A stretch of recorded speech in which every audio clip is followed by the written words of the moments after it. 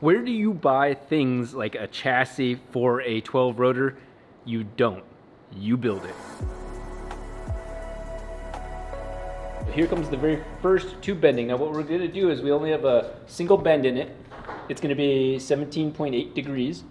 And we have enough excess on both sides. That way we can cut it back and forth on each end. We need 28 inches minimum on this side and 55 on this side.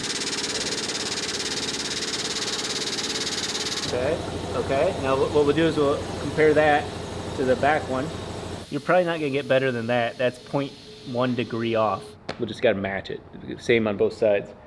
That's pretty damn solid.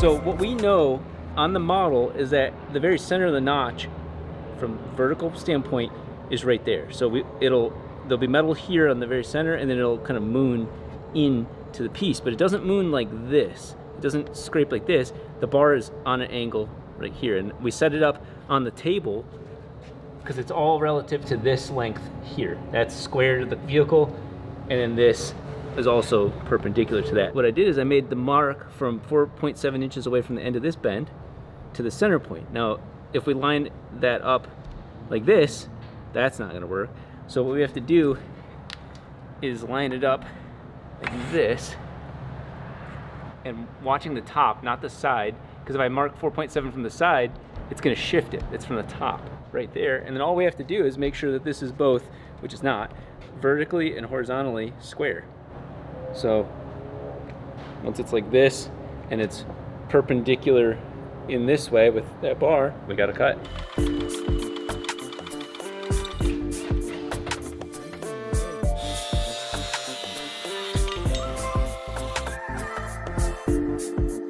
Show them what you showed me.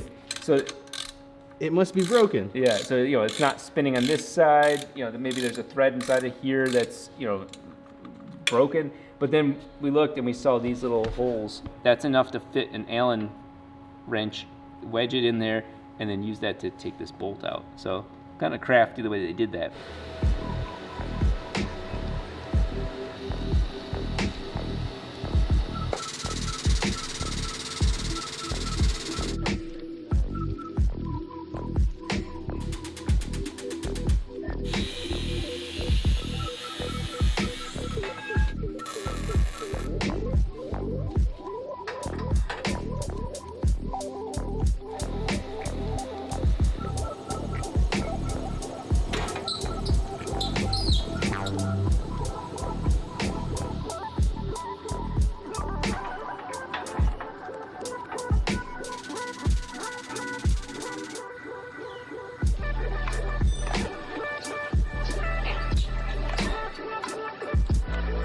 This is exactly what I dreamed of it looking like in the CAD virtual reality. The engine will fit nicely right within there. We'll have engine braces on the back with the transmission, and then the center of the engine is where a lot of the bracing will be, and my biggest concern there is that this is a big bowl. So the front will also get another brace as well, so it'll really distribute the weight of the engine across this, and instead of just distributing it, also use it to strengthen the chassis. Rob's working on the zigzags that I've designed, and they're very much modeled after just top fuel dragsters, nothing fancy or creative there. So it's gonna go up, down, up to the middle, the motor mount area, down, up to this back motor mount area, down, and then up, repeating the way that the bars were on the chassis to begin with. There's still a lot of work to do, obviously, but the hardest part I think is done. And then we're gonna have to get it to play nice with these. Try not to have to remake the whole thing, but I think Rob's got that handled. So this 100% will fit the engine, and then once we get back from the engine dyno, we'll put it in here for making the engine mounts, because that, no matter how much we do digitally, we're gonna have to do with the engine in here.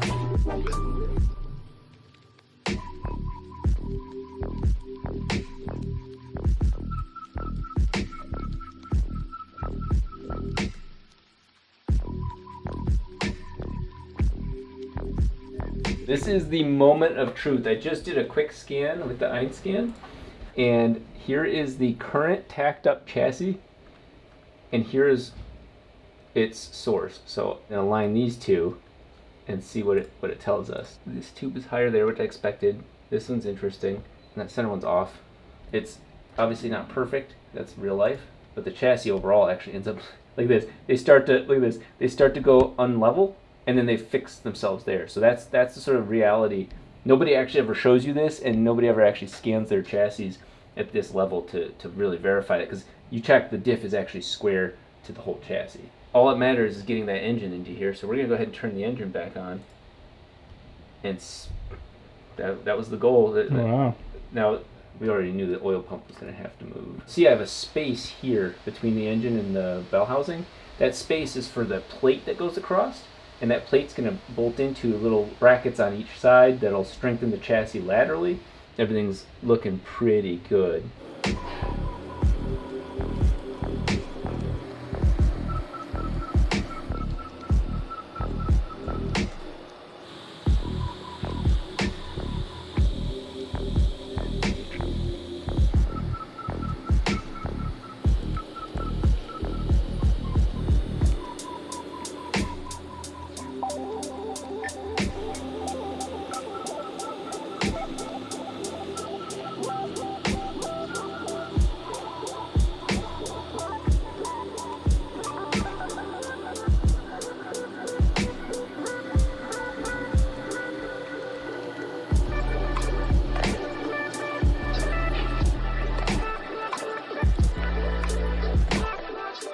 We have a welded chassis, and so with this thing having all the strength and rigidity that far exceeds the rest of the chassis, no question that this is going to hold the engine, but it's time for it to hold the engine. So we've got Big Bertha up on our custom rig, about to take her off of her pedestal and then slide the dragster back, and you guys are going to see it just as we do. First time the 12 rotor will be sat in its future throne. We got engine mounts to make and all that sort of stuff, tons of things to change, but that doesn't happen until we actually fit it in there for the first time.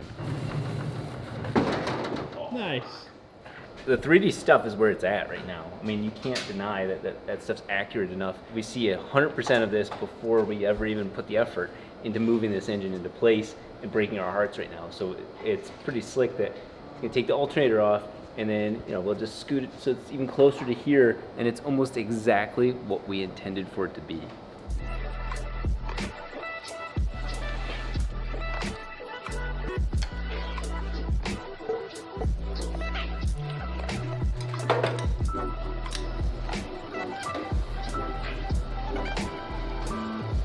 Stop. Well, we gotta just move the whole thing over? Move it forward a little bit. This is a Dragster engine. It looks like it was meant to be in here. This is a really sick thing to see this thing actually in the spot where I've digitally been dreaming of it. It's solid. That looks like a mean-ass motor. We got some logistical issues. We can't really Google who else has done this. That doesn't matter. We're putting a 12 rotor into a Dragster.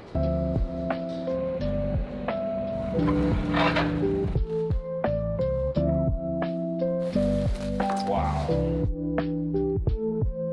What better time to get the coolest revisions and features of the new bender than the day after we got done using it to bend up the 12 rotor Dragster chassis. We rushed ourselves, and we should have waited, because this is drastically cooler. It's the same one we've had. You can see that there's our battle scars, but they put some new beautiful vinyl on there, put my logo on there, and then the whole hydraulic pump is hidden underneath this entire cart. So I was wondering if you kind of run through the features and even just how cool the cart is. You've got the cart on wheels, holds that. You got your lower die rack, holds all of your dies. We also got the pedestal mount with the mandrel offset bracket for your new notcher. That gets the notcher out of the way for the mandrel attachment, which is up on your wall right now. And then it also has the beast rack on this side. Oh. Holds all the clamp blocks and all your rollers and your mandrels and everything all in one spot. We put stainless steel degree bars on here.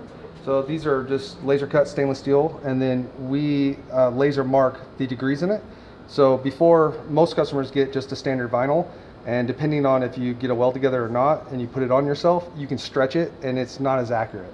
This you can't stretch, so it's supremely accurate compared to the vinyl. And then we got you a new upgraded stainless steel degree pointer that matches this, so it actually points out the degrees. One of my favorite workout machines in here no longer has a purpose. This has been a piece that's just been in the corner. It takes up a lot of space because it's just one purpose. And when the guys from Rogue Fab came in, they were saying, hey, we've got this press. This is actually about a year and a half, almost 2 years of production that they've been working on this really cool new product. So I thought, okay, we're replacing this thing because I hate this thing. I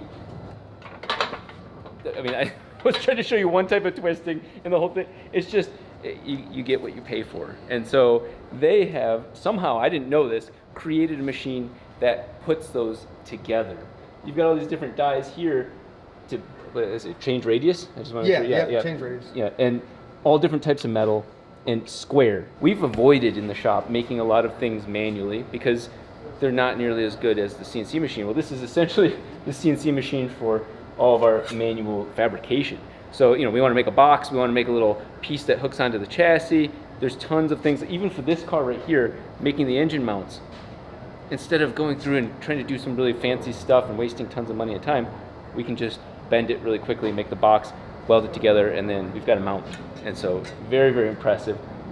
Very, very compact, even though it's extremely powerful. So the one thing I wanted you to help me show the audience is there's a lot of buttons up here. And so why would we need tons of buttons? Just multiple features. This is called the VersaPress, so it's versatile. You can press bearings or bend flanges. You can do PEM certs. We have something here called force control. So when you put force control on and hit over here, you can set the tonnage right here to whatever you want. So if you want really low tonnage, you can set it all the way down under a ton, or you can set it all the way up at max tonnage. So when you're saying tonnage, you mean how much force this thing is pushing down? Yeah, okay. So stop is the bottom of the bend, so like whatever degrees you're trying to get to, that's where it stops at the bottom. Weight is when you want to clamp the material just in between the two dies and just sit there. And then slow down is when you click on the slow down valve to increase accuracy, and then your top is where it resets to so that you have enough room to pull your parts out. So we're still in a program, so it is going to stop at the top of the material. And so there's the slow down. Slow down, so now it's stopped. It's not bending it, but it's clamping it. Yep. And now it's going to stay slow to the bottom of the bend.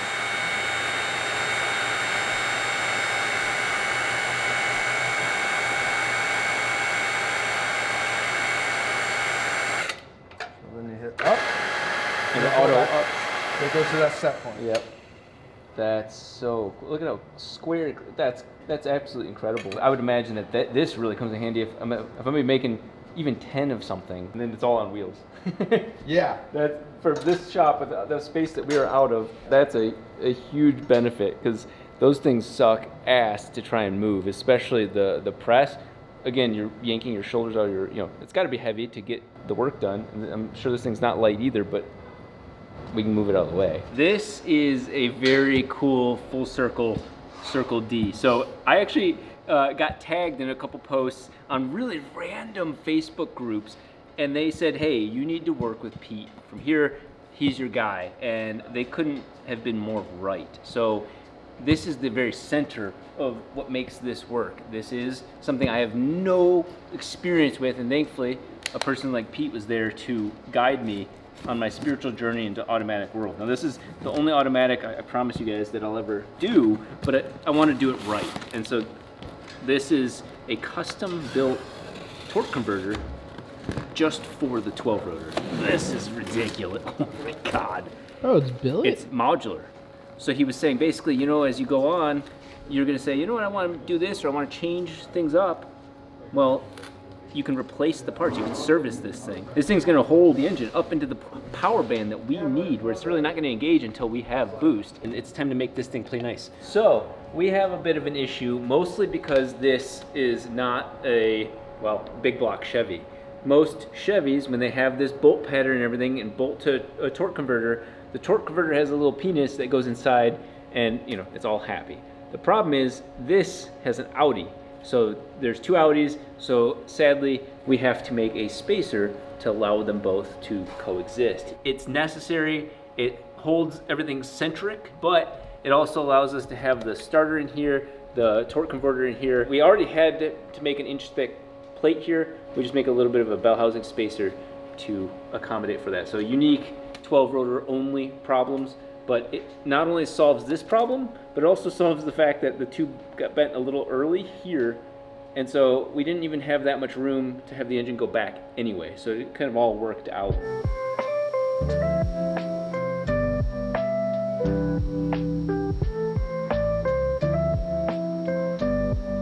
This piece, Christian designed it. This is simply an engine mount. And it's not the only engine mount. There's gonna be 6, I think, total. Taking inspiration from the Dragster people, bolting to the center of the motor, and then having that sit on a 1-inch tube. The engine could slide out of its position and still stay on this tube. So we can set it onto this tube and then push the engine back. Clamp it to this just to prevent kind of vertical movement as well. This is just to hold the engine up. The other mounts are going to hold it in place. So these are really just helping support the weight, but they're going to bolt onto the bottom of the motor in the middle and sit on 2 tubes that Rob's going to fabricate. But you can see it, the engine's in place, and we've got this bar here to help be structure for that, and here's the other engine mount sitting right there. And so if that bar can go from here to, like, say here, we can slide this motor back and forth on the center of it without much fear, and get to the transmission, get to servicing everything else without being completely defeated when we have issues. This, thankfully, is a very simple vehicle, but oh my God, has this thing kicked my ass. We are gonna have to redo so many things, not just the chassis, but on the engine as well. So there's intakes and exhausts, oil systems. We've learned from the dyno session that one of the reasons I think a lot of the seals flattened is that it wasn't pulling oil out of the rotors fast enough. They were all accumulating, and then the oil was flooding back into the combustion chambers, causing tons of instability. So we've got a lot to do, and it's all got to fit inside of this sled. But right now, it's engine mounts.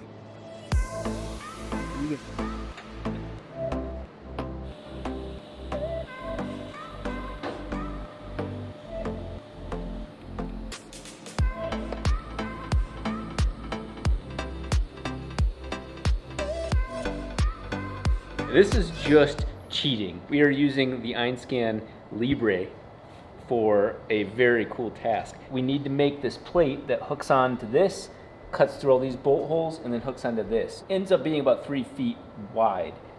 The problem is you can only do some of the math, and you can make some of the measurements, but triangulating it, Christian spent all day doing that. And so we're gonna show you how simple it is in this thing. We're gonna say marker and features. We don't need that high level of accuracy. So I'm gonna set it right there. Put a couple stickers on here just to keep its location.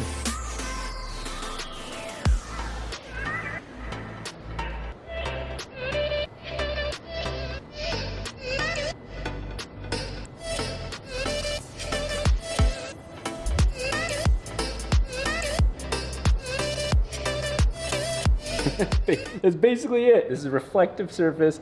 I did put some spray on there, but that quickly, the whole thing was done. There's the tubes, both sides. There's the bolt holes. So I can just put it in their software and slice it. What I'm gonna do is just say basically only focus on the area I really care about. So I'm gonna reverse that selection and then delete all that, and it'll spend less time processing that. Here's the model, and we've got all the key information we need right there. My favorite thing here is that you can basically select that, and look at that, it selected the whole flat, that motor's flat from Tyson's machining, and we're gonna make that this. So that is now a wall. And then we're going to take the top of the motor, which is also flat, and we're going to add a wall. Why did I do all of that? Well, that allows me to align this so quick. We'll just say that's the back of the motor, and then we'll say, hey, this is the top of the motor. And look at that. The thing already aligned it. So if we go to the front, look at that. Done. We're going to find and cut the whole thing in pieces. So when we pull it out like this, you can see the circles showing up for the tube, the bolt holes, and the other tube. So we can create, and there you go. See all the important things. There's the top of the tube, and then there's the bell housing bolt holes, and then there's the other tube. Watch how simple this is. We're just going to say extract primitives, fit a circle, and just paint all of these, and it knows that's the circle right there. This is just to verify what he did, but the bolt holes still nail it pretty much almost spot on. We just created the CAD. We just created it right there. Done. It always comes back to the CNC machine, and this one clearly outdoes our table. Look at this. The piece of metal is hanging off on both sides, and I had Christian cut with the Sawzall and the bandsaw, cut parts off of this chunk of metal so we could fit around this. So, as you can imagine, the machine can't cut to here. In fact, it cuts to about right here. So this has been the biggest mental gymnastics situation of finding a center point. We have dowels in this, so that really matters. But then also cutting the wing. So I had him cut just the tip of the holes. So that way we could measure the squareness and make sure that there's enough material that we're not cutting off center. So he's currently working on this rainbow area that will cut all of these holes all in one shot, clean up this center area, and then when we shift this whole piece, so I don't even know how yet, but we will. We'll shift this whole piece over. We'll use these two holes to tell how that's rotated in the table, and then cut the rest of this. Not easy, but certainly gonna pay off big time.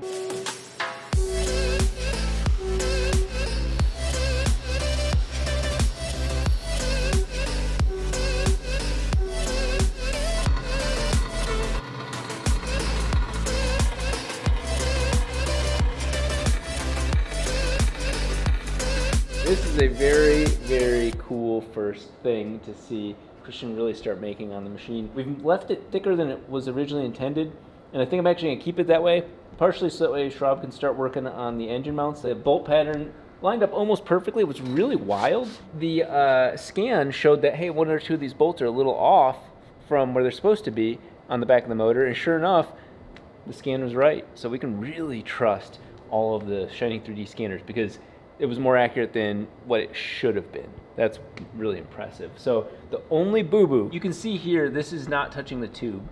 And that's such a bummer. What happened was when we were calculating the code and putting it in the machine multiple times, well, that introduced error. Well, the error was simply this, is that if a piece is vertical and it's just the slightest bit off from vertical, so we'll just say it's like a 1/4 of an inch off from vertical, well, you could either say it's going this way 1/4 inch or this way 1/4 inch, and we picked the wrong way, and we're talking way smaller fractions. So long story short, it rotated this arm up when it made that second cut. So what Schraub's going to do is going to fill that back in with weld, grind it down. We can always throw it in the CNC machine, make it look pretty if we need to, but the point is that this was expected. We knew it was going to do this before we even plugged it in, and so we'll do that. And then make the engine mounts that will then brace here. So this whole engine can now slide back, hit into the engine mounts, lock through this bolt, and so you've got actually more stability now on the chassis. It's looking pretty damn cool.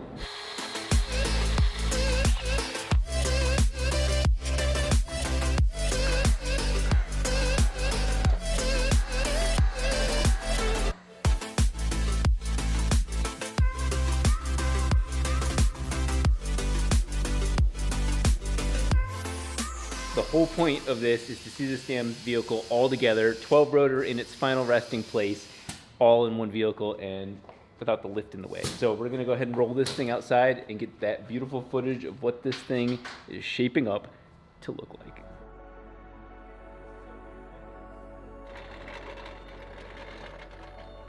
This is the first time I've felt like the 12 rotor has had a home. This thing looks like it's meant to be. We're all kind of just admiring it, and we'll do a nice little montage of the whole thing put together just to show you the vision, because I think we're all on the same page.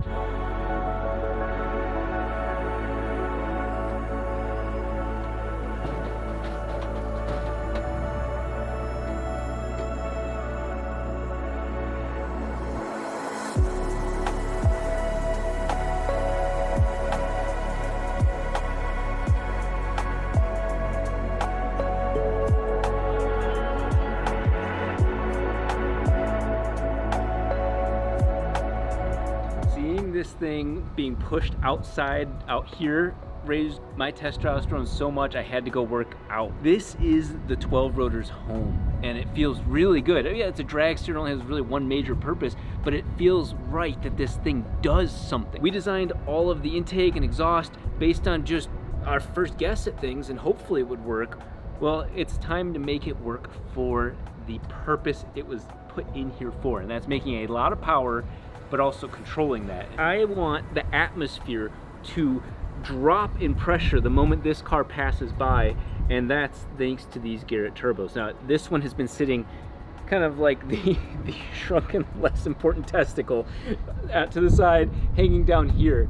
But no, my goal is to have all three turbos getting rammed with air as they speed up down the drag strip, making it equal, but also making it super menacing. One of the things we have to admit defeat on is it is time to get rid of this and do something really crazy.